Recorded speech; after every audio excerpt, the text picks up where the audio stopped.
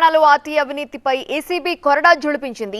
అవినీతి ఆరోపణలు ఎక్కువగా వినిపిస్తున్న ఆర్టీఏ కార్యాలయాల మీద రాష్ట్ర వ్యాప్తంగా ఏసీబీ దాడులు చేస్తోంది.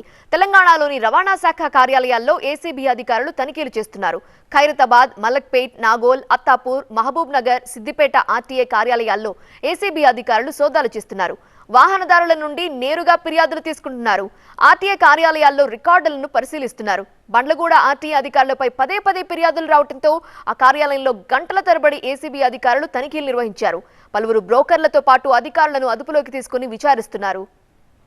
ఇక మహబూబాబాద్ లోని జిల్లా రవాణా శాఖ కార్యాలయంలో ఏసీబీ అధికారులు ఆకస్మిక తనిఖీలు జరిపారు. ఆర్టీఏ కార్యాలయంలో పనిచేస్తున్న 5 ప్రైవేట్ ఏజెంట్లను ఏసీబీ అధికారులు పట్టుకున్నారు. వారి వద్ద ఉన్న నగదును స్వాధీనం చేసుకున్నారు. మహబూబ్ నగర్ జిల్లా కేంద్రంలోని ఆర్టీఏ కార్యాలయంలో ఏసీబీ అధికారులు సోదాలు జరిపారు. డాక్యుమెంట్లను క్షుణ్ణంగా పరిశీలించారు. ఇక నల్గొండ ఆర్టీఏ కార్యాలయంపై కూడా దాడులు నిర్వహించారు. తలుపులు మూసి సోదాలు జరిపారు అధికారులు.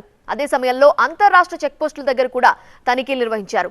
ఆదిలాబాద్ జిల్లా జైనత్ మండల బోరత్ చెక్పోస్ట్ వద్ద ఏసీబీ అధికారులు తనిఖీలు నిర్వహించారు. ఏసీబీ దాడులకు సంబంధించి పూర్తి వివరాలు అందించడానికి మా సీనియర్ కరెస్పాండెంట్ నూర్ మహమ్మద్ సిద్ధంగా ఉన్నారు.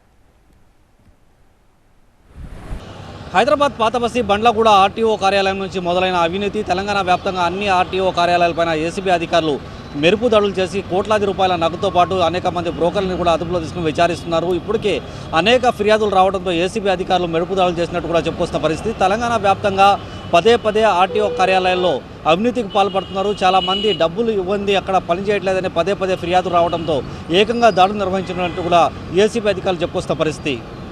కెమెరామెన్ వెంకట సమీతో నూర్ మొహమ్మద్, టీవీ 9 హైదరాబాద్.